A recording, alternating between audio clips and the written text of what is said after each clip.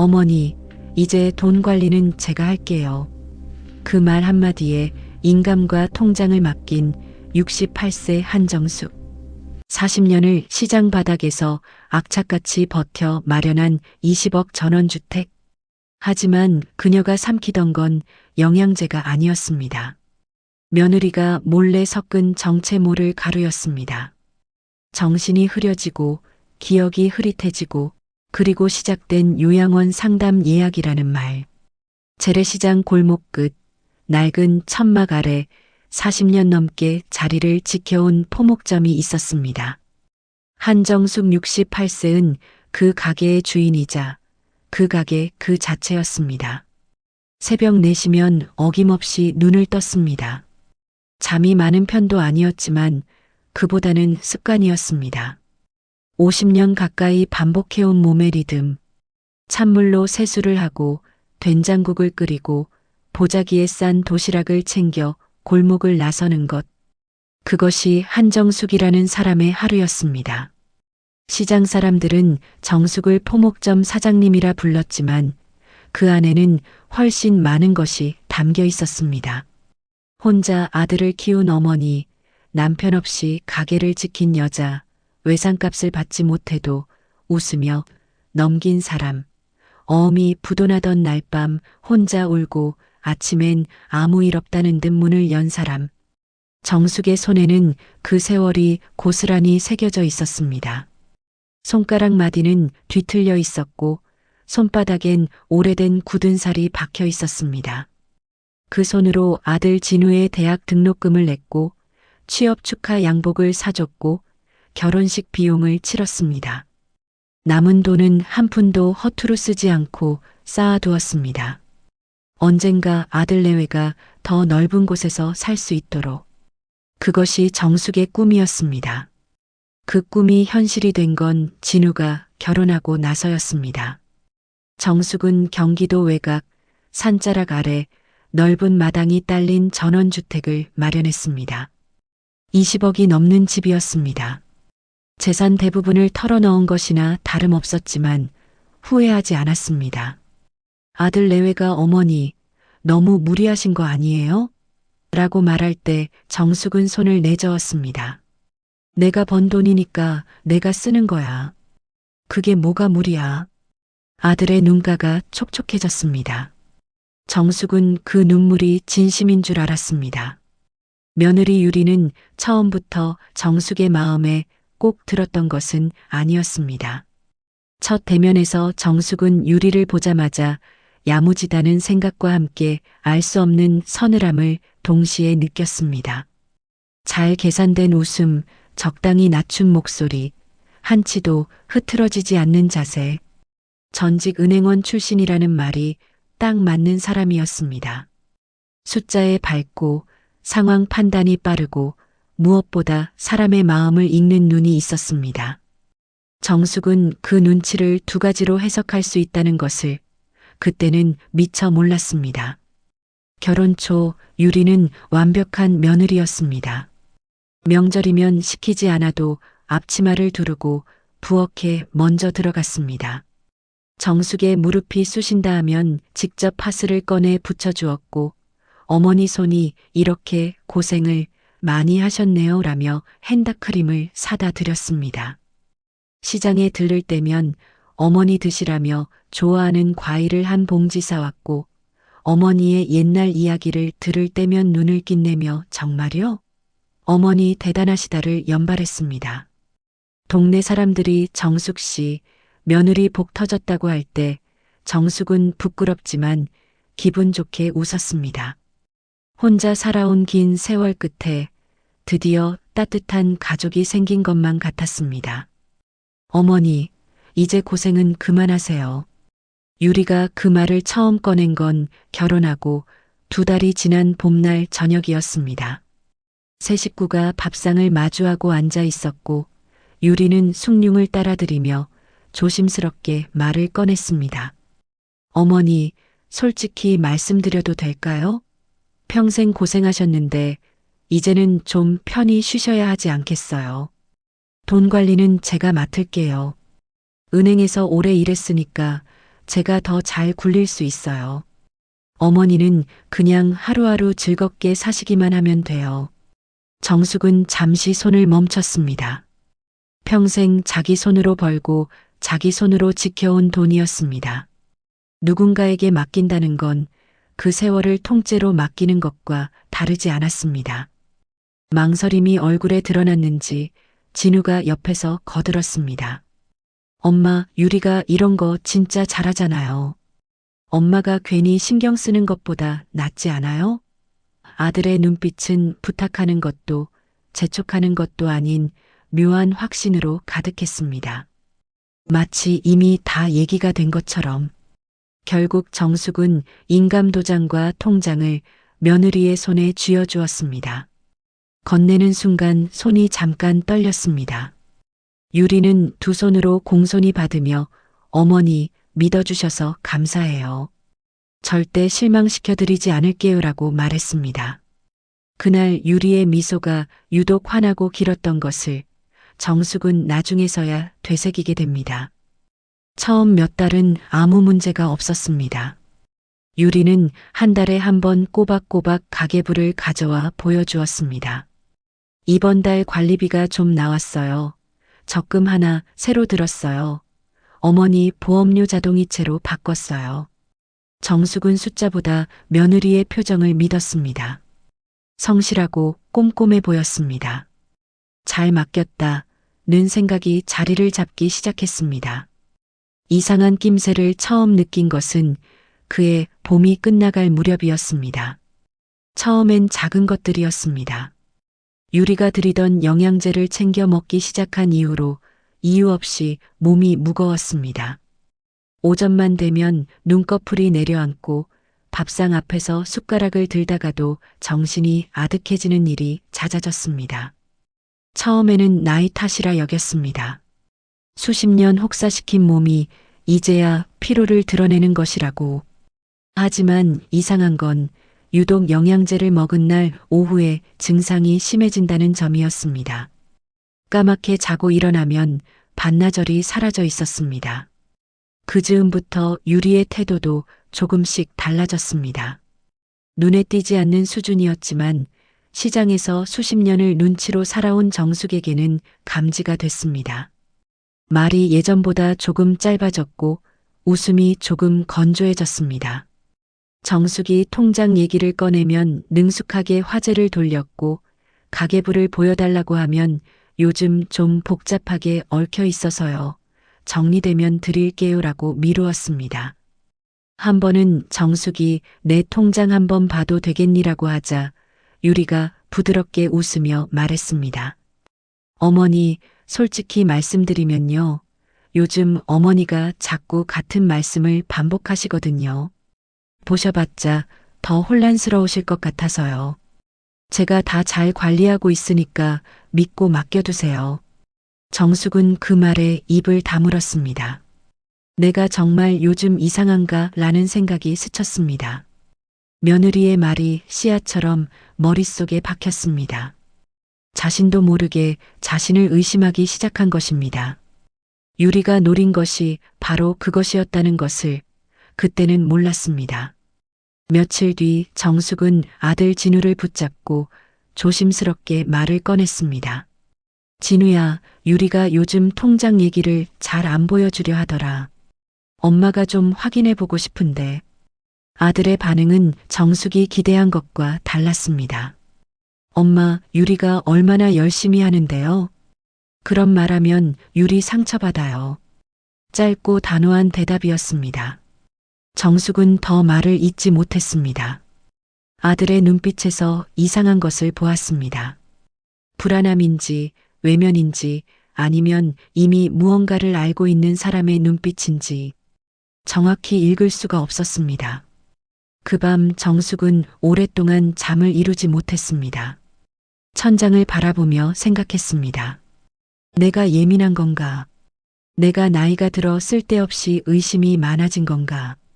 유리가 얼마나 잘해줬는데 내가 너무한 건 아닐까? 그렇게 스스로를 설득하려 했습니다. 하지만 몸의 이상함은 계속됐고 영양제를 먹지 않은 날은 한결 정신이 맑다는 것도 느끼고 있었습니다. 그것만큼은 자신을 속일 수가 없었습니다.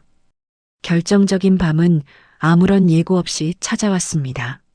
새벽 2시가 조금 넘은 시간이었습니다. 목이 타서 눈을 뜬 정숙은 조용히 이불을 걷고 일어났습니다.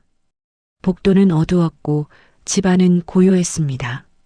주방 쪽으로 걸어가다 멈칫했습니다. 문틈 사이로 희미한 불빛이 새어나오고 있었습니다. 인기척을 죽이고 다가간 정숙은 문 앞에서 굳어버렸습니다. 유리가 식탁 위에 정숙의 영양제 통을 여러 개 늘어놓고 캡슐을 하나하나 손으로 열어 하얀 가루를 털어넣고 있었습니다. 동작이 너무나 익숙했습니다. 망설임도 긴장도 없었습니다. 여러 번 반복해온 사람의 손놀림이었습니다. 정숙의 다리가 그 자리에 붙어버렸습니다. 그때 유리의 휴대폰이 진동했습니다. 유리는 영양제 캡슐을 내려놓지도 않은 채 전화를 받았습니다. 낮고 조심스러운 목소리였지만 고요한 새벽에는 선명하게 들렸습니다. 응, 엄마. 잘 되고 있어. 이걸 계속 먹어야 노인네가 헛소리를 안 하거든. 요즘 자꾸 통장 얘기를 꺼내려고 해서 좀 더 양을 늘렸어. 짧은 침묵이 흘렀습니다. 유리가 낮게 웃었습니다. 상가 건물명에 넘기는 것까지만 조용히 있어줘야 해. 그 다음엔 요양원으로 보내버리면 되거든. 진우는 내가 울면 다 끝나. 그 사람 약점이 그거야. 정숙은 벽에 등을 기댔습니다. 다리가 풀렸습니다. 손이 벽을 더듬었습니다. 심장이 쿵 내려앉는 것 같았고 동시에 머릿속에서 무언가가 선명하게 제자리를 찾는 소리가 났습니다. 몸이 이상했던 이유, 자꾸 정신이 흐릿했던 이유, 진우가 자신의 말을 흘려들었던 이유, 유리가 통장을 보여주지 않으려 했던 이유, 퍼즐 조각들이 한꺼번에 맞아떨어졌습니다. 유리의 목소리는 계속됐습니다. 걱정 마, 엄마. 전원주택이 20억이야. 상가 건물까지 합치면 30억은 되거든. 그거 다 정리되면 우리 진짜 편하게 살 수 있어. 웃음소리가 났습니다. 밤의 정적 속에서 그 웃음은 유독 날카롭게 울렸습니다. 정숙은 천천히 주방에서 물러났습니다. 발소리를 죽이고 숨도 참으며 유리는 여전히 전화통화에 집중하고 있었고 정숙을 보지 못했습니다. 방으로 돌아온 정숙은 문을 닫고 침대 가장자리에 걸터 앉았습니다. 불은 켜지 않았습니다. 어둠 속에서 한참을 그대로 있었습니다. 눈물이 나지 않았습니다.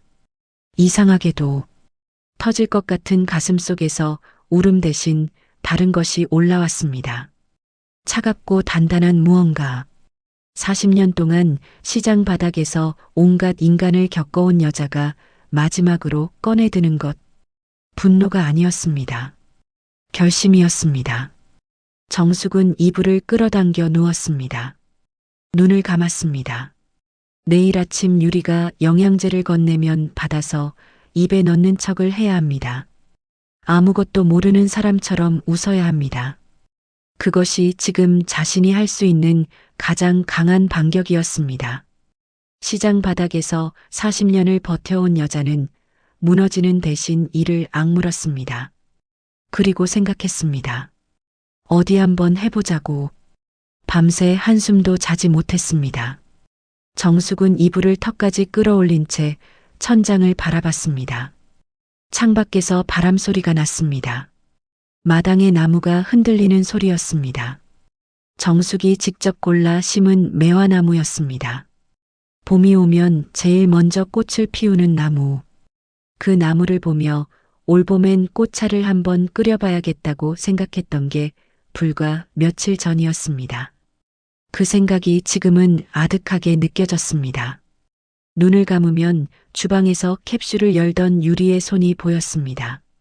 망설임 하나 없이 익숙하게 움직이던 그 손가락들. 귀를 막아도 소용없었습니다. 낮고 차가운 웃음소리가 선명하게 울렸습니다. 진우는 내가 울면 다 끝나. 그 사람 약점이 그거야. 아들 이야기였습니다. 정숙이 40년을 키운 아들. 그 아들의 약점이 아내의 눈물이라는 것을 며느리는 이미 꿰뚫고 있었습니다. 정숙은 새벽빛이 창문을 물들이는 것을 누운 채 지켜봤습니다. 일어나야 했습니다. 하지만 몸이 말을 듣지 않았습니다. 아니, 정확히는 일어나면 마주해야 할 것들이 두려웠습니다. 아들의 얼굴, 아들의 목소리, 아들이 자신을 바라보는 눈빛, 그것이 무엇일지 이미 짐작이 됐기 때문에 결국 정숙은 이불을 걷고 일어났습니다. 무릎이 시큰거렸습니다. 세수를 하고 거울을 봤습니다. 68년의 세월이 얼굴에 새겨져 있었습니다. 주름 하나하나가 다 이유 있는 것들이었습니다. 아들 걱정에 밤을 지새운 주름, 어음부도의 속을 태운 주름, 남편 없이 시장을 열었던 수천 번의 새벽이 만들어낸 주름들. 그 얼굴을 한참 바라보다 정숙은 찬물을 두 손에 받아 세게 끼얹었습니다. 정신을 차려야 했습니다. 아침 식탁은 평소와 다르지 않았습니다. 유리는 된장국을 끓였고 두부조림을 올렸습니다. 진우는 소파에서 신문을 펼쳤고 텔레비전에서는 아침 뉴스가 흘러나왔습니다. 아무 일도 없는 집의 아침이었습니다.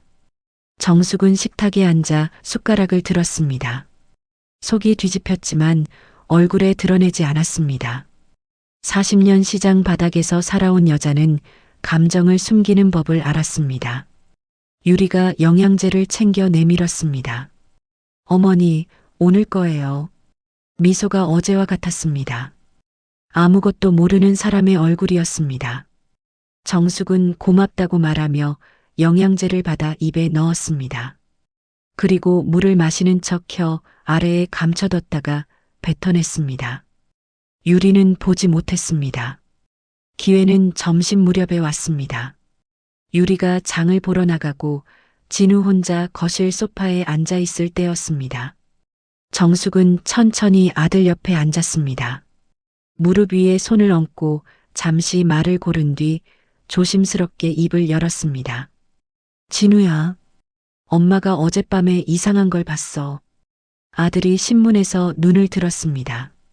정숙은 차분하게 그러나 또렷하게 말했습니다.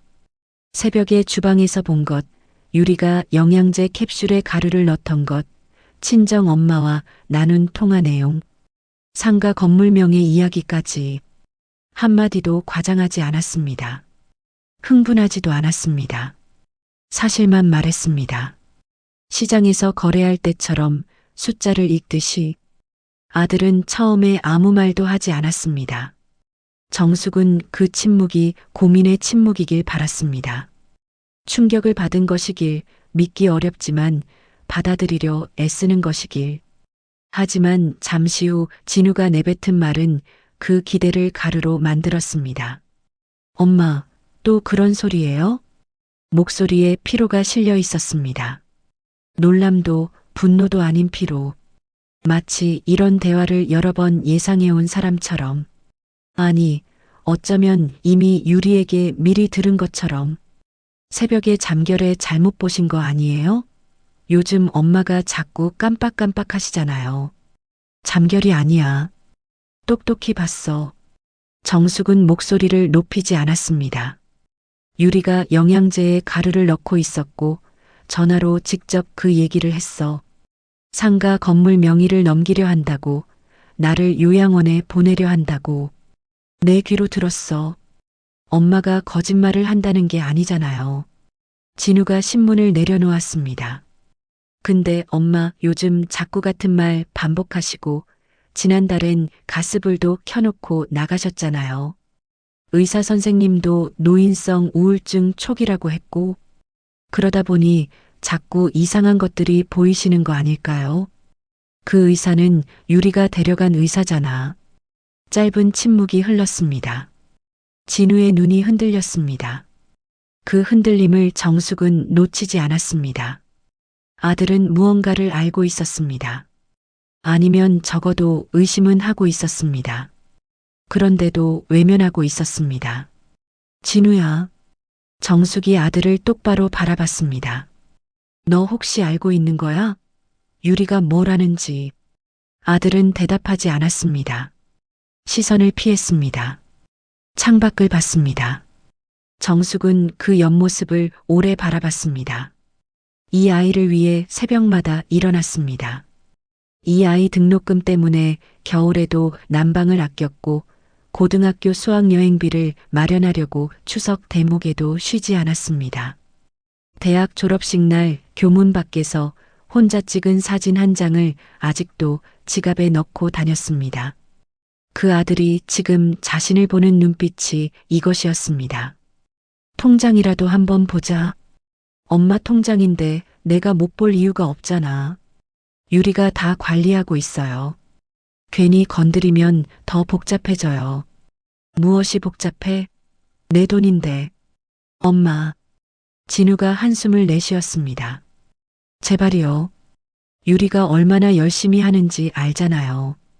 그런 말하면 유리 상처받아요. 정숙은 입을 다물었습니다. 더 말을 해봤자 소용없다는 것을 알았습니다. 아들의 눈빛이 이미 굳어 있었습니다. 설득이 아니라 통보를 하러 온 사람의 눈빛이었습니다. 정숙은 그제야 깨달았습니다. 이 대화는 처음부터 결론이 정해져 있었다는 것을. 아들은 듣기 위해 온 것이 아니었습니다.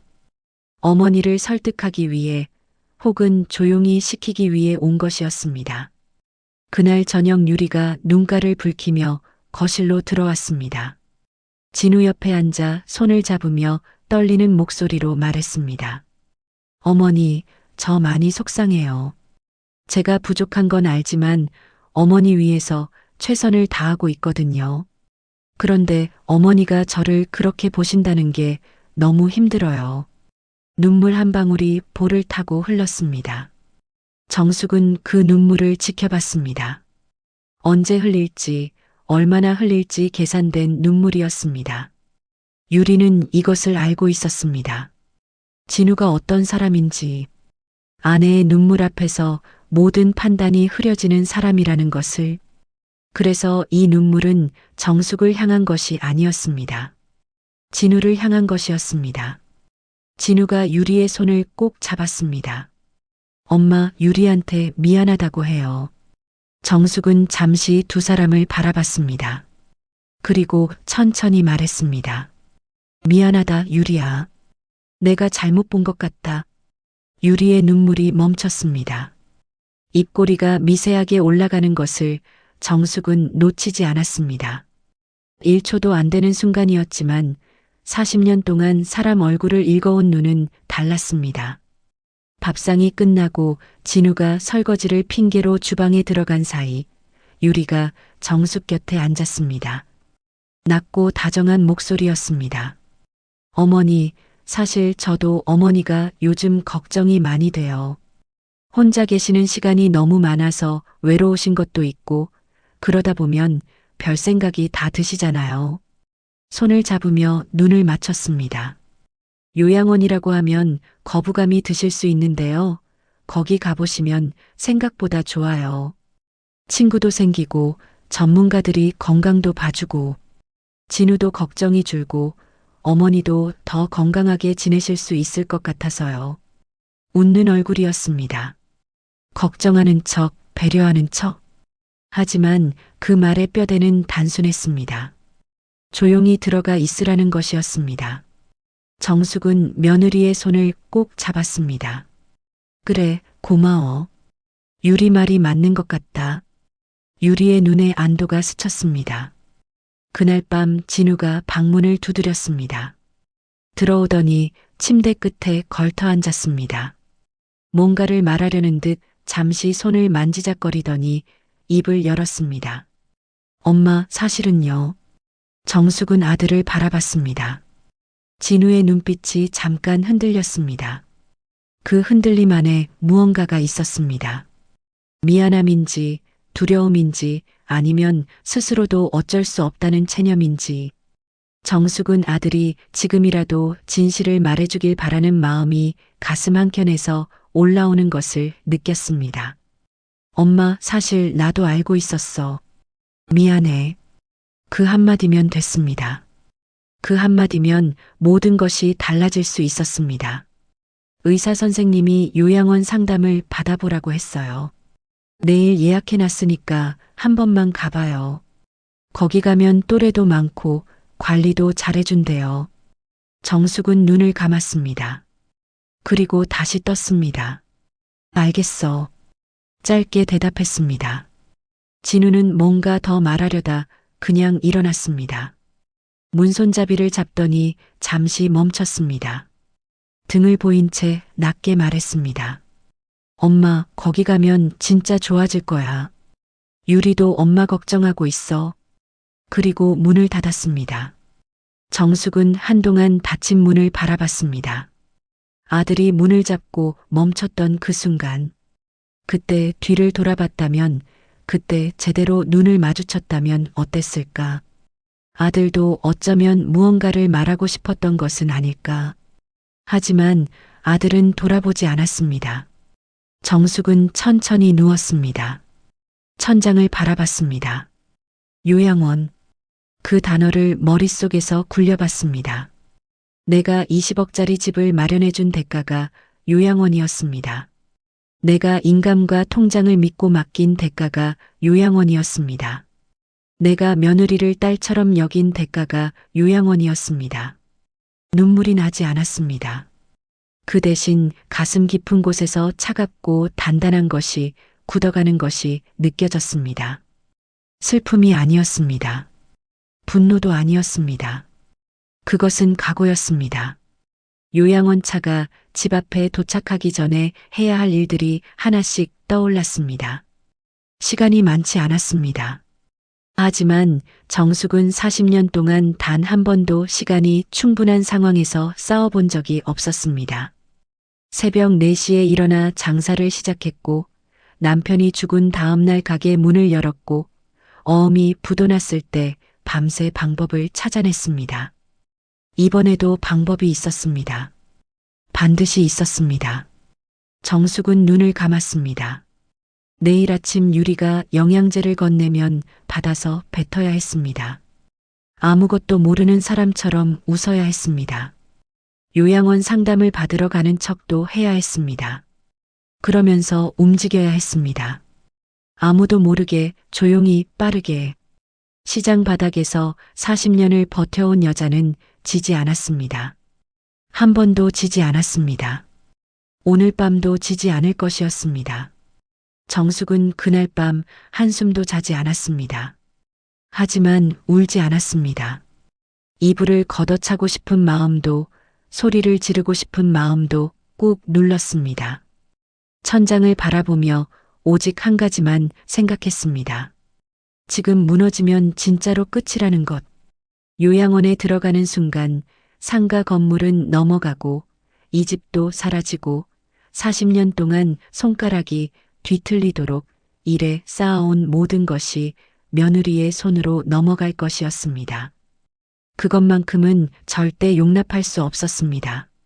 새벽 3시가 넘었을 무렵 정숙은 자리에서 일어나 조용히 책상 앞에 앉았습니다. 불을 켜지 않았습니다. 어둠 속에서 지금 자신이 가진 것과 없는 것을 하나씩 따져봤습니다. 가진 것, 이 집의 명의, 상가 건물의 명의, 그리고 40년 동안 시장에서 쌓아온 사람들, 없는 것, 통장, 인감, 그리고 아들. 아들을 없는 것 쪽에 놓는데 시간이 걸렸습니다. 하지만 현실을 외면하면 지는 것이었습니다. 진우는 지금 자신의 편이 아니었습니다. 언제 다시 편이 될 수 있을지도 알 수 없었습니다. 그렇다면 혼자 싸워야 했습니다. 그것도 아무도 모르게 조용히 빠르게. 정숙은 시장에서 살아남는 법을 알았습니다. 어음이 부도났을 때, 거래처가 한꺼번에 끊겼을 때, 재개발로 가게를 비워야 했을 때, 그때마다 정숙이 살아남은 방법은 하나였습니다. 감정을 뒤로 밀고 할 수 있는 것부터 하나씩 하는 것. 오늘도 그래야 했습니다. 다음 날 아침 유리가 영양제를 건넸습니다. 어머니, 오늘 거예요. 웃는 얼굴이었습니다. 어제 눈물을 훔쳤던 사람이 맞나 싶을 만큼 깔끔하고 환한 얼굴이었습니다. 정숙은 고맙다며 받아 입에 넣었습니다. 물을 한 모금 마시는 척하며 혀 아래 감췄습니다. 그리고 화장실에 들어가 뱉어냈습니다. 거울 속 자신을 바라보며 조용히 말했습니다. 정신 차려. 지금부터가 진짜야. 그날부터 정숙은 달라졌습니다. 겉으로는 아무것도 달라지지 않았습니다. 밥을 먹고 텔레비전을 보고 유리의 말에 고개를 끄덕이고 요양원 날짜가 다가온다는 말에도 그래, 알겠다고 순순히 받았습니다. 유리의 경계심이 느슨해지는 것이 느껴졌습니다. 그것을 기다렸습니다. 상대가 방심할 때까지. 나흘째 되던 날 아침 정숙은 유리에게 말했습니다. 오늘 시장 친구 좀 만나러 갔다 올게. 유리가 네, 다녀오세요라고 말하는 목소리에는 아무 긴장이 없었습니다. 노인네는 이미 길들여졌다고 생각하는 것이 분명했습니다. 정숙은 평소처럼 보자기를 들고 천천히 대문을 나섰습니다. 그리고 시장 방향이 아닌 반대쪽 골목으로 걸음을 틀었습니다. 목적지는 시장에서 2블록 떨어진 낡은 건물 2층이었습니다. 간판에는 박준혁 법률사무소라고 적혀 있었습니다. 40년 전 정숙의 포목점 단골이었던 박준혁 변호사가 있는 곳이었습니다. 그 시절 박준혁은 사법고시를 준비하며 시장 근처 고시원에 살던 청년이었습니다. 돈이 없으면 외상으로 옷감을 사갔습니다. 정숙은 한 번도 그 외상값을 재촉한 적이 없었습니다. 고시에 붙은 뒤 찾아와 돈을 갚으려 했을 때도 됐어. 그냥 잘 살아라고 돌려보냈습니다. 박 변호사는 그 일을 20년이 지나도록 잊지 않고 있었습니다. 사장님, 오랜만이에요. 어쩐 일이세요? 반갑게 맞이하던 박 변호사의 표정이 정숙의 얼굴을 보자 금세 굳었습니다. 정숙은 자리에 앉아 처음부터 끝까지 털어놓았습니다. 새벽 주방에서 본 것, 영양제 캡슐에 가루를 넣던 손, 친정 엄마와 나눈 통화 내용, 통장을 보여주지 않으려는 며느리, 아들이 외면하는 것까지 한마디도 빠뜨리지 않았습니다. 박 변호사는 메모를 하며 끝까지 들었습니다. 그리고 말했습니다. 사장님, 지금 말씀하신 것들, 특수상해의 사기, 사문서 위조까지 해당될 수 있어요. 그런데 문제가 있어요. 증거가 있어야 합니다. 사장님 말씀만으로는 법정에서 뒤집힐 수 있어요. 며느리 측 변호사가 노인성 착각이라고 주장하면 판사가 흔들릴 수 있거든요. 어떤 증거가 필요해요? 박 변호사는 3가지를 말했습니다. 첫째, 영양제에 넣는 물질의 성분 분석. 둘째, 관련 발언의 녹취. 셋째, 금융거래 내역에서 불법 인출이나 대출 흔적. 그리고 한 가지를 덧붙였습니다. 그리고 사장님, 지금 당장 진명에 확인하세요. 그게 아직 사장님 앞으로 되어 있다면 그것도 중요한 카드예요. 사무소를 나오며 정숙은 머릿속으로 목록을 만들었습니다. 하나, 녹음기.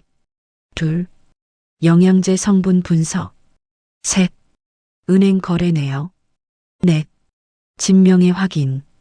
골목을 걸으며 우선순위를 정했습니다. 오늘 할 것, 내일 할 것, 이번 주 안에 해야 할 것. 첫 번째는 그날 오후에 해결했습니다. 시장 전자상가 구석에 있는 작은 가게에서 손바닥만 한 소형 녹음기를 샀습니다. 직원이 사용법을 설명하는 동안 한 번 듣고 익혔습니다. 40년 동안 주판을 튕기고 장부를 써온 손이었습니다. 버튼 하나 못 누를 리 없었습니다. 녹음기를 앞주머니에 넣고 가게를 나섰습니다. 묵직한 무게가 느껴졌습니다. 작은 것이었지만 그 안에 모든 것이 달려 있었습니다. 그날 저녁부터 녹음기는 정숙의 몸에서 떨어지지 않았습니다. 앞주머니에, 때로는 속주머니에 유리가 영양제를 건네며 하는 말들, 아들에게 보고하는 목소리, 친정 엄마와 전화하는 소리가 하나씩 담겼습니다. 며칠이 지나자 유리의 목소리가 가득 찼습니다. 다정한 척하는 목소리, 아들 앞에서 걱정하는 척하는 목소리, 정숙이 자리를 비우면 돌변하는 목소리, 그 모든 것이 담겼습니다.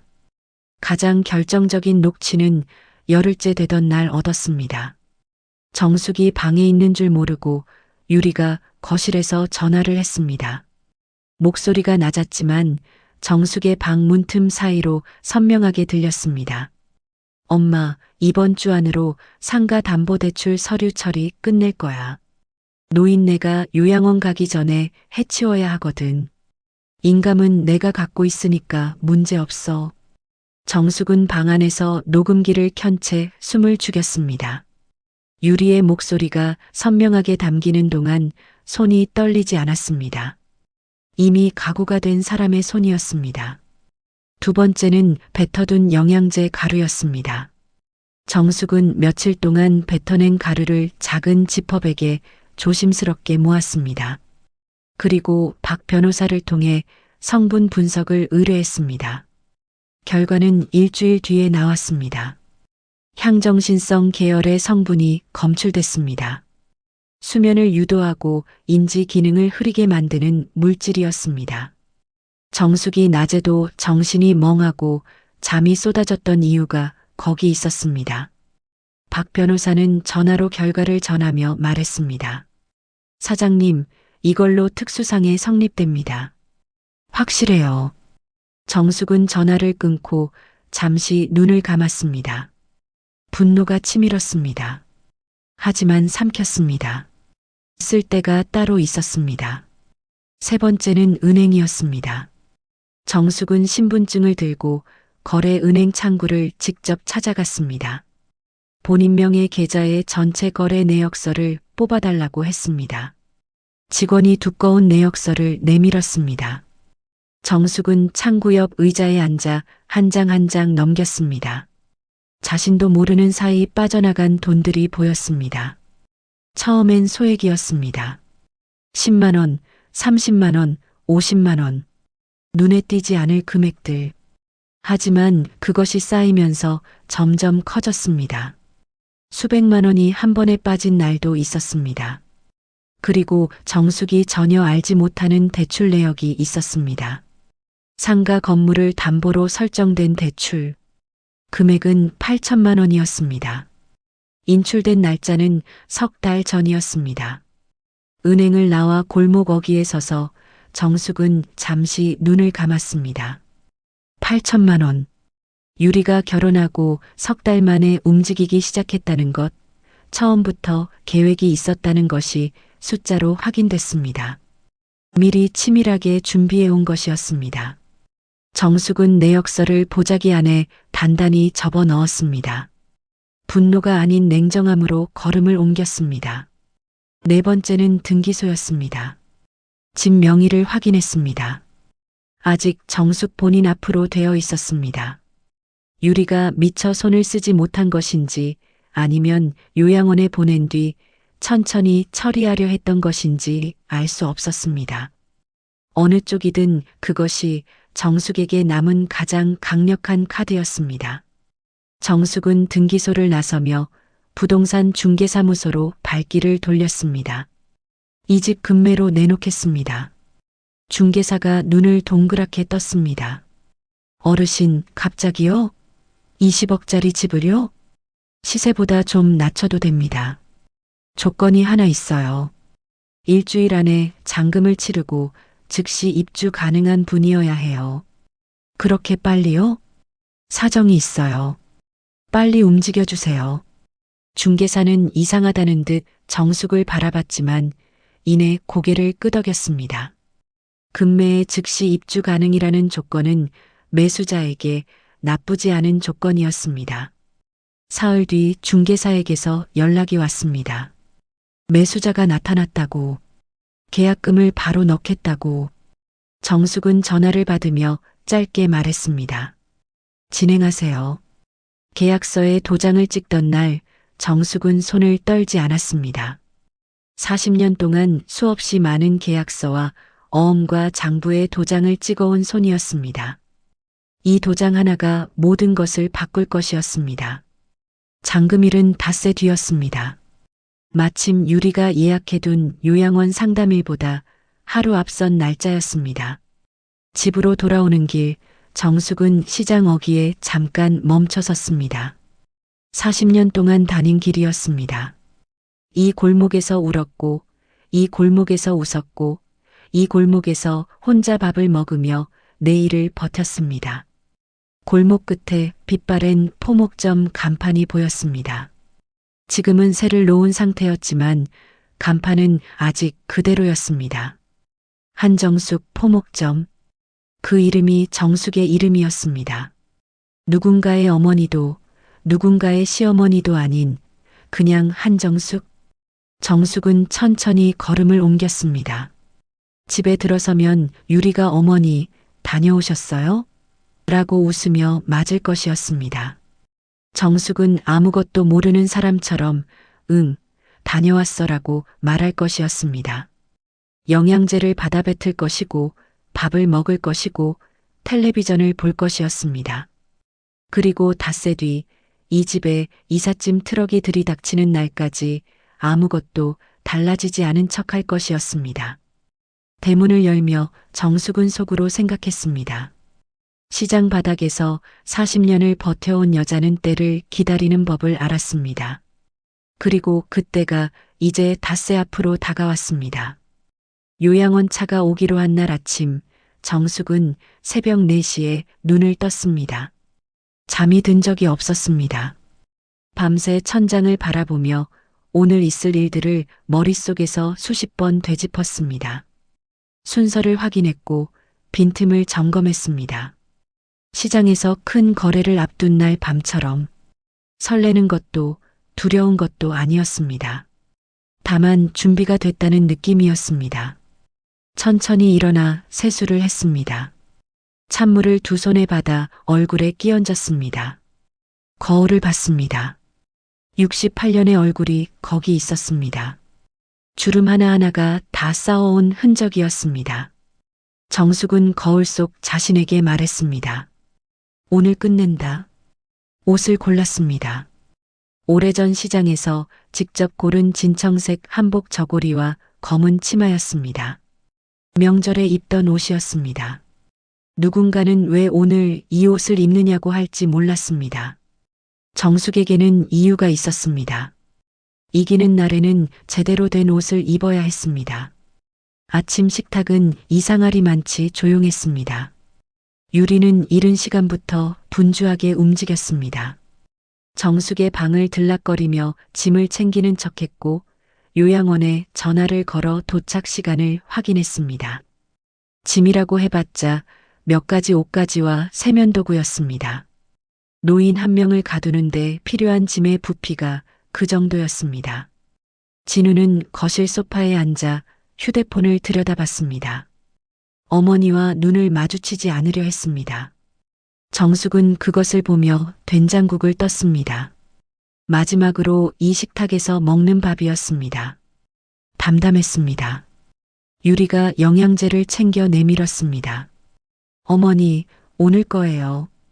웃는 얼굴이었습니다. 정숙은 받아서 입에 넣는 척했습니다. 오늘은 뱉지도 않았습니다. 어차피 오늘 이후로는 이 손에서 아무것도 받을 일이 없었습니다. 식사가 끝나자 유리가 정숙 맞은편에 앉았습니다. 눈가를 붉히며 손을 잡았습니다. 목소리가 조심스럽게 떨렸습니다. 계산된 떨림이었습니다. 어머니, 거기 가시면 친구들도 많고 치료도 정말 잘해준대요. 처음엔 낯설어도 금방 적응하실 거예요. 저희도 자주 면회 갈게요. 어머니 보고 싶으시면 언제든 전화하시고요. 눈물 한 방울이 볼을 타고 흘렀습니다. 완벽한 연기였습니다. 정숙은 그 손을 내려다봤습니다. 새벽 주방에서 영양제 캡슐을 열던 손, 친정 엄마와 낮게 웃으며 통화하던 손, 인감도장을 도용해 서류를 꾸미던 손, 그 손이 지금 자신의 손을 감싸고 있었습니다. 정숙은 그 손을 뿌리치지 않았습니다. 아직 때가 아니었습니다. 그래, 알겠다. 정숙이 짧게 말했습니다. 유리의 입꼬리가 미세하게 올라갔습니다. 진우가 소파에서 일어나 외투를 걸쳤습니다. 요양원까지 바래다 주겠다는 것이었습니다. 모든 것이 계획대로 흘러가고 있다고 두 사람은 그렇게 믿었을 것입니다. 바로 그때였습니다. 마당 쪽에서 묵직하고 낮은 엔진 소리가 울렸습니다. 하나가 아니었습니다. 연속으로 점점 가까워지는 소리였습니다. 유리가 고개를 돌렸습니다. 거실 창문 너머로 거대한 사다리차 한 대가 대문 안으로 천천히 들어서는 것이 보였습니다. 그 뒤를 이삿짐 트럭 세 대가 줄지어 따라 들어왔습니다. 트럭에서 인부들이 우르르 내리며 짐을 내릴 준비를 시작했습니다. 마당이 순식간에 사람들로 가득 찼습니다. 이게 무슨... 유리의 얼굴이 굳었습니다. 눈물이 사라졌습니다. 떨리던 목소리도 사라졌습니다. 진우가 창가로 달려갔습니다. 엄마, 저 사람들 뭐예요? 왜 우리 집 마당에 들어오는 거예요? 정숙은 자리에서 천천히 일어났습니다. 외투를 여미고 가방 끈을 고쳐 잡았습니다. 그리고 두 사람을 돌아보며 차분하게 말했습니다. 이 집 어제부로 새 주인한테 팔렸다. 잔금까지 다 받았어. 침묵이 흘렀습니다. 짧지만 무거운 침묵이었습니다. 유리가 먼저 입을 열었습니다. 어머니, 그게 무슨 말씀이세요? 갑자기 집을 파셨다고요? 목소리가 흔들렸습니다. 당황함과 분노와 두려움이 뒤섞인 목소리였습니다. 저희한테 한마디 말씀도 없이요? 갑자기가 아니야. 정숙이 유리를 바라봤습니다. 내 집이니까 내가 팔았지. 명의가 누구 앞으로 되어 있는지 몰랐어? 상가 건물명에 넘기느라 바빠서 이쪽은 미처 손을 못 썼지? 유리의 얼굴이 하얗게 변했습니다. 진우가 끼어들었습니다. 엄마, 이건 말이 안 돼요. 우리가 같이 사는 집인데 어떻게 혼자 팔아요? 우리한테도 권리가 있잖아요. 목소리가 점점 높아졌습니다. 이거 법적으로 문제 있는 거 아니에요? 법? 정숙이 아들을 바라봤습니다. 법 얘기를 하고 싶으면 해보자. 4명의 집을 내가 판 게 문제야? 아니면 내 인감 도용해서 상가 건물 담보로 8천만 원 대출받은 게 문제야? 진우의 입이 다물렸습니다. 어느 쪽이 법적으로 문제 있는 건지 지금 따져볼까? 진우가 유리를 바라봤습니다. 유리는 눈을 피했습니다. 그 짧은 순간 진우의 얼굴에 무언가 복잡한 것이 스쳐 지나갔습니다. 알고 싶지 않았던 것을 직면하는 사람의 얼굴이었습니다. 정숙은 품에서 서류 봉투를 꺼냈습니다. 식탁 위에 놓고 천천히 열었습니다. 서류들이 하나씩 펼쳐졌습니다. 첫 번째는 성분 분석 결과서였습니다. 이게 뭔지 알아? 정숙이 유리 앞에 내밀었습니다. 내가 매일 먹은 영양제에서 나온 성분이야. 향정신성 계열이래. 수면을 유도하고 인지 기능을 흐리게 만드는 물질이라고. 유리가 입술을 깨물었습니다. 낮에도 정신이 멍하고 잠이 쏟아지던 이유가 여기 있었어. 두 번째는 은행 거래 내역서였습니다. 여기 봐라. 정숙이 손가락으로 짚었습니다. 결혼하고 석 달 만에 시작됐어. 처음엔 소액으로. 눈에 안 띄게. 그러다 점점 커졌지. 그리고 여기. 상가 건물 담보 대출 항목을 가리켰습니다. 8천만 원. 내 인감으로, 내 건물로, 내가 모르는 사이에. 유리가 손을 들어 막으려 했습니다. 어머니, 그건 제가 설명할 수 있어요. 어머니를 위해서 한 거예요. 투자 목적으로. 닥쳐라. 정숙의 목소리가 낮아졌습니다. 낮지만 서늘했습니다. 식탁 앞이 조용해졌습니다. 40년 동안 장사하면서 별별 사람 다 봤어. 거짓말도 많이 들었어. 근데 내 며느리한테 이 말을 해야 할 줄은 몰랐네.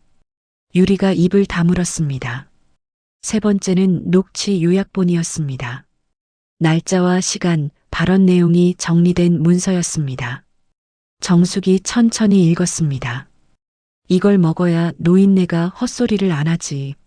상가 건물명에 넘길 때까지 조용할 거 아냐. 유리의 얼굴이 굳었습니다. 요양원으로 보내버리면 돼. 진우는 내가 울면 다 끝나. 진우의 어깨가 작게 흔들렸습니다.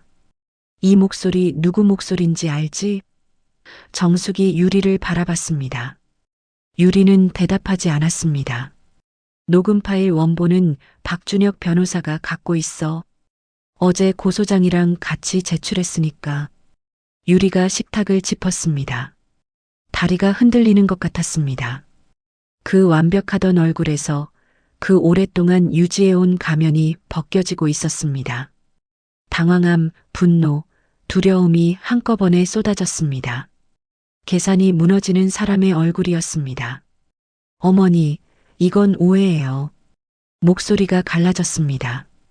제가 다 설명할 수 있어요. 제발 한 번만 들어봐요. 저 진짜 어머니 위해서 한 거예요. 어머니가 힘드실까봐, 관리가 안 될까봐. 위해서? 정숙이 유리의 눈을 바라봤습니다. 분노가 아니었습니다. 그보다 더 차가운 것이었습니다. 내 정신을 흐리게 만들어 놓고 내 도장을 도용해서 대출을 받고 나를 요양원에 가두려 한 게 나를 위해서야? 말 사이사이에 힘이 실렸습니다. 어디서 그 입으로 그 말이 나와. 유리가 진우를 바라봤습니다. 마지막 카드를 꺼내는 눈빛이었습니다. 눈물이 차오르기 시작했습니다. 여보, 나 좀 도와줘. 어머니가 오해하시는 거야. 내가 얼마나 열심히 했는지 당신은 알잖아. 내가 어머니 싫어하는 거 아니잖아. 목소리가 떨렸습니다. 진우가 어머니와 아내 사이에서 굳어 있었습니다. 눈이 흔들렸습니다. 정숙은 아들을 바라봤습니다. 진우는 무언가를 말하려다 입술을 오므렸습니다. 그 순간이 길게 느껴졌습니다. 진우야. 정숙이 먼저 말했습니다. 목소리는 부드러웠습니다. 분노가 아닌 다른 것이었습니다. 너 다 알고 있었지? 진우가 눈을 감았습니다. 그것으로 충분했습니다. 알면서 눈 감은 거야. 그 생활이 편해서. 정숙이 천천히 말했습니다. 엄마가 번 돈으로 산 집, 엄마가 번 돈으로 굴러가는 생활. 그걸 지키고 싶어서 엄마가 헛소리하는 노인이 되어야 했던 거야. 진우가 고개를 숙였습니다. 괜찮아. 그래도 내 아들이니까. 근데 이것만 알아라. 엄마는 오늘부터 내 엄마가 아니야. 한정숙으로 살 거야. 진우가 무릎을 꿇었습니다. 엄마, 미안해요. 내가 잘못했어요. 한 번만 용서해줘요. 목소리가 흔들렸습니다. 진짜 눈물이었습니다. 유리에 계산된 눈물과는 달랐습니다. 정숙은 그 눈물을 외면하지 않고 바라봤습니다. 그리고 천천히 고개를 돌렸습니다. 마당에서 인부들이 새 주인의 짐을 들여오기 시작했습니다. 커다란 소파가 대문을 통과했습니다.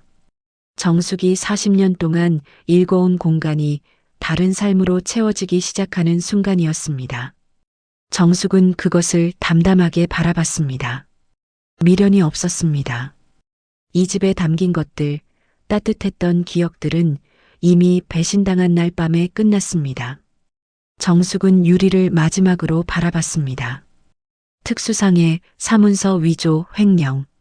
경찰서에서 기다리고 있어.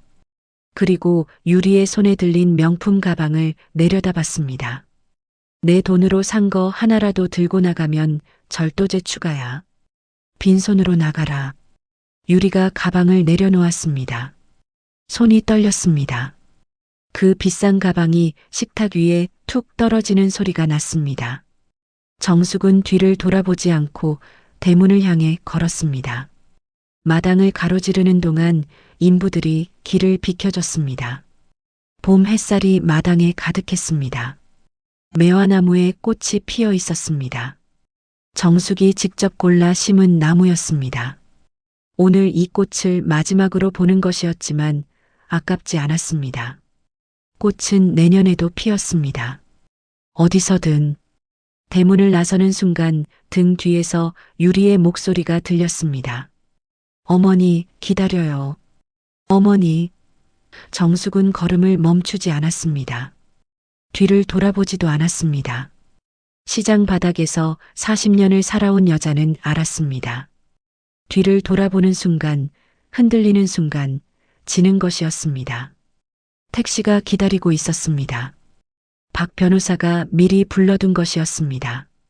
정숙은 천천히 문을 열고 탔습니다. 차가 출발하며 집이 뒤로 멀어졌습니다. 20억짜리 전원주택이 작아지고 더 작아지고 사라졌습니다. 정숙은 창밖을 바라봤습니다. 봄 하늘이 높고 맑았습니다. 한정숙, 누구의 어머니도 누구의 시어머니도 아닌 그 이름으로 오늘부터 다시 시작이었습니다. 재판은 석 달 동안 이어졌습니다. 정숙은 매 기일마다 법정에 출석했습니다. 한복을 차려입고 등을 곧게 세우고 증인석에 앉아 또렷하게 말했습니다. 첫 기일 법정에 들어서며 유리와 눈이 마주쳤습니다. 유리는 시선을 피했습니다. 그 옆에 국선 변호인이 앉아 있었습니다. 처음 보는 얼굴이었습니다. 정숙은 자리에 앉으며 생각했습니다. 저 사람도 결국 유리의 말을 믿어야 하는 사람이겠구나. 그리고 그게 얼마나 힘든 일인지도. 유리 측 변호사는 예상대로 움직였습니다. 피고인은 피해자를 진심으로 걱정했습니다. 영양제에 넣은 물질은 시중에서 구할 수 있는 건강보조제 성분입니다. 노인의 불안을 완화하기 위한 것이었습니다. 법정에서 그 말을 듣는 동안 정숙은 손을 무릎 위에 얹고 정면을 바라봤습니다. 흔들리지 않으려 했습니다. 흔들리면 지는 것이었습니다. 그러나 두 번째 기일 녹취 파일이 재생됐을 때 법정의 분위기가 달라졌습니다. 스피커에서 유리의 목소리가 흘러나왔습니다. 이걸 먹어야 노인네가 헛소리를 안 하지. 상가 건물명에 넘길 때까지 조용할 거 아냐. 방청석에서 누군가 숨을 들이켰습니다. 판사가 미간을 좁혔습니다. 유리는 고개를 숙였습니다. 변호사가 편집된 파일일 수 있습니다라고 했지만 원본 파일과 대조 결과가 제출되면서 그 주장도 힘을 잃었습니다. 세 번째 기일에는 성분 분석 전문가가 증인으로 출석했습니다. 영양제에서 검출된 물질이 의사 처방 없이 복용할 경우 인지 기능 저하와 과도한 수면을 유발할 수 있다는 소견이 나왔습니다. 유리 측 변호사가 반박했지만 전문가의 소견을 뒤집지는 못했습니다. 은행 거래 내역과 사문서 위조 증거까지 제출되자 변호인은 점점 말이 줄어들었습니다. 유리는 마지막 기일에 최후 진술을 했습니다. 목이 메는 목소리였습니다. 저는 진짜로 어머니를 걱정했습니다. 제가 방법이 잘못됐다는 걸 압니다. 하지만 마음만은 진심이었습니다. 눈물을 흘렸습니다. 방청석에 있던 누군가는 손수건을 꺼냈습니다. 정숙은 그 눈물을 바라봤습니다. 저 눈물이 진짜인지 가짜인지 이제는 중요하지 않았습니다. 어느 쪽이든 돌이킬 수 없는 일들이 있었습니다. 선고일 판사가 주문을 읽는 동안 정숙은 두 손을 무릎 위에 얹고 정면을 바라봤습니다. 징역 3년. 집행유예 없는 실형이었습니다. 유리가 피고인석에서 무너졌습니다. 어깨가 흔들렸습니다. 정숙은 그 모습을 보며 일어섰습니다. 가슴이 시원하지 않았습니다. 통쾌하지도 않았습니다. 그냥 끝났다는 느낌이었습니다. 오래되고 무거운 것이 내려진 느낌. 법정 밖 복도에서 진우가 기다리고 있었습니다. 양복을 입고 있었지만 구겨져 있었습니다. 며칠째 잠을 못 잔 얼굴이었습니다. 어머니를 보자 입을 열려다 닫았습니다. 다시 열려다 또 닫았습니다. 한참 만에 겨우 말이 나왔습니다. 엄마, 미안해요. 그것뿐이었습니다. 더 할 말을 찾지 못하는 사람의 얼굴이었습니다. 정숙은 아들을 바라봤습니다. 이 얼굴을 마지막으로 보게 될지도 모른다는 생각이 스쳤습니다. 밉지 않았습니다. 그렇다고 안쓰럽지도 않았습니다. 그냥 먼 사람을 보는 것 같았습니다. 아주 오래전에 알았던 사람. 잘 살아라. 정숙은 그 말만 하고 돌아섰습니다. 엄마. 진우의 목소리가 뒤에서 들렸습니다. 정숙은 걸음을 멈추지 않았습니다. 복도 끝을 향해 걸었습니다. 등 뒤에서 아들이 주저앉는 소리가 들렸습니다. 바닥에 무릎이 닿는 소리였습니다. 정숙은 그 소리를 들으며 걸었습니다. 멈추지 않았습니다. 멈추는 순간 무너질 것 같았기 때문이 아니었습니다. 멈추지 않는 것이 지금 아들에게 줄 수 있는 가장 단단한 것이었기 때문이었습니다. 스스로 일어서는 법을 배워야 할 때가 있었습니다. 그날 밤 정숙은 박 변호사 사무소 근처 작은 식당에서 혼자 밥을 먹었습니다. 된장찌개와 공깃밥이었습니다. 오래전 남편이 좋아하던 메뉴였습니다. 식당 안이 시끌벅적했습니다. 회식하는 사람들, 데이트하는 연인들, 저녁을 때우는 직장인들. 정숙은 그 소리 속에서 혼자 밥을 먹었습니다. 이상하게도 외롭지 않았습니다. 오히려 오랜만에 편안했습니다. 누군가의 눈치를 보지 않아도 되는 밥상이었습니다. 며칠 뒤 정숙은 시장 골목을 걸으며 가게 자리를 봤습니다. 작은 가게였습니다. 오래전 분식집이 있던 자리였는데 비어 있었습니다. 창문이 낡았고 벽에 곰팡이가 피어 있었습니다. 정숙은 그 앞에 한참 서 있었습니다. 그러다 부동산으로 걸어갔습니다. 보증금을 치르고 나니 손에 쥔 돈이 많지 않았습니다.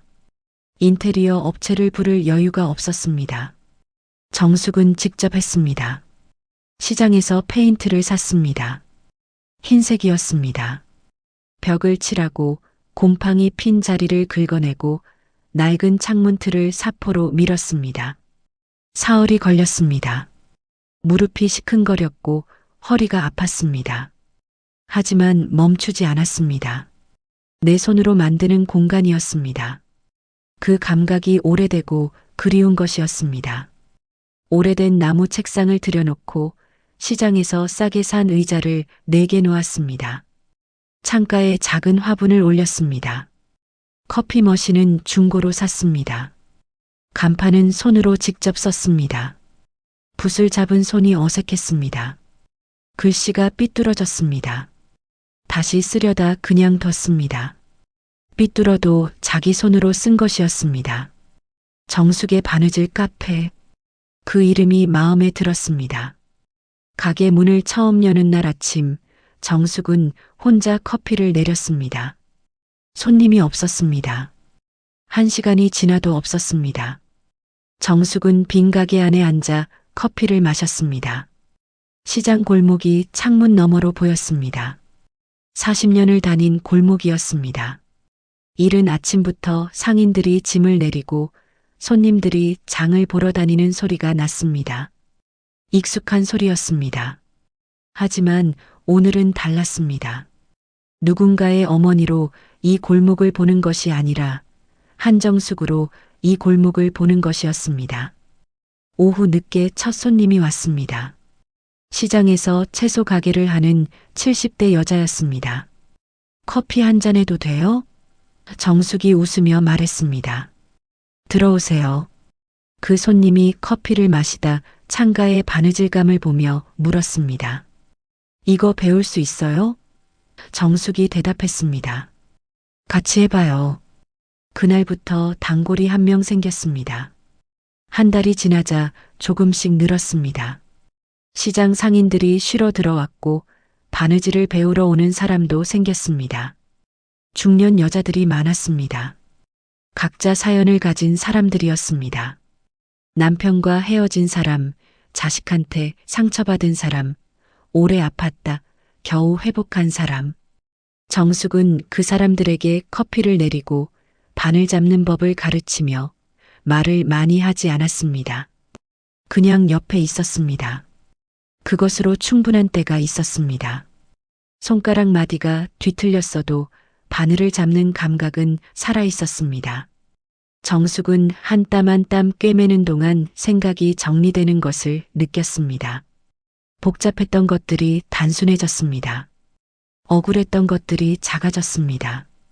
바느질이 그런 것이었습니다. 끊어진 것을 잇는 일, 망가진 것을 고치는 일, 그것이 지금 자신이 하는 일과 다르지 않았습니다. 아침 8시에 눈을 떴습니다. 새벽 4시에 일어나야 할 이유가 없었습니다. 처음에는 그 사실이 어색했습니다. 몸이 습관대로 새벽에 깨어났습니다. 하지만 정숙은 다시 눈을 감았습니다. 더 자도 된다. 그 생각이 익숙해지는데 한 달쯤 걸렸습니다. 느긋하게 일어나 커피를 내리고 창가에 앉았습니다. 꽃에 물을 줬습니다. 아프면 아프다고 말할 수 있었습니다. 쉬고 싶으면 가게 문에 작은 종이를 붙이면 됐습니다. 오늘 쉽니다. 단순한 것들이었습니다. 하지만 68년 만에 처음으로 온전히 자신의 것이 된 시간들이었습니다. 누군가를 위해 쓰는 시간이 아닌 오직 한정숙을 위해 쓰는 시간. 어느 날 진우에게서 문자가 왔습니다. 잘 지내고 있냐는 한 줄이었습니다. 정숙은 한참 그 문자를 바라봤습니다. 답장을 쓰려다 내려놓고 다시 들었다가 또 내려놓았습니다. 결국 2글자를 보냈습니다. 잘 있어. 더 쓰지 않았습니다. 그것으로 충분했습니다. 아직 더 많은 것을 나눌 때가 아니었습니다. 언젠가는 올 수도 있었습니다. 하지만 서두르지 않았습니다. 가게 앞 화단에 매화 한 그루를 심은 것은 이듬해 초봄이었습니다. 묘목을 사들고 오며 흙을 팠습니다. 무릎을 꿇고 손으로 흙을 고르는 동안 손톱 밑에 흙이 들어갔습니다. 예전 같으면 깨끗이 닦아내려 했을 것입니다. 지금은 그냥 뒀습니다. 흙이 묻은 손이 나쁘지 않았습니다. 살아있는 것을 심는 손이었습니다.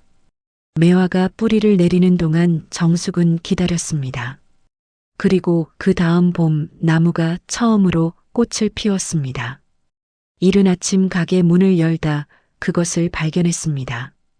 작고 하얀 꽃들이 가지 끝에 매달려 있었습니다. 정숙은 한동안 그 앞에 서 있었습니다. 아무 말도 하지 않았습니다. 말이 필요 없었습니다. 어느 저녁 단골 손님 한 명이 바느질을 하다 고개를 들어 물었습니다. 사장님은 후회 안 하세요? 다 이르셨잖아요. 정숙은 바늘을 잠시 내려놓고 생각했습니다. 20억짜리 집, 아들, 며느리라고 믿었던 사람, 잃은 것들을 세어보면 많았습니다. 하지만 얻은 것도 있었습니다. 처음으로 내 이름으로 사는 하루, 처음으로 누군가의 눈치 없이 마시는 아침 커피, 처음으로 아프다고 말할 수 있는 자유, 처음으로 봄을 기다리는 마음. 후회요? 정숙이 웃었습니다. 잃은 게 아니에요. 찾은 거지. 창밖에서 저녁 시장이 시끄럽게 돌아가고 있었습니다. 40년을 살아온 소리였습니다. 정숙은 바늘을 다시 들었습니다. 손이 뒤틀려도 한 땀 한 땀 꿰매는 솜씨는 녹슬지 않았습니다. 망가진 것도 꿰매면 됐습니다. 인생도 그랬습니다. 매화꽃이 가게 앞에서 흔들렸습니다. 바람이 불었습니다. 꽃잎 하나가 유리창에 가볍게 닿았다 떨어졌습니다. 정숙은 그것을 보며 생각했습니다. 내년에도 피겠지. 그리고 또 그 다음 해에도. 한정숙의 봄은 이제 막 시작이었습니다.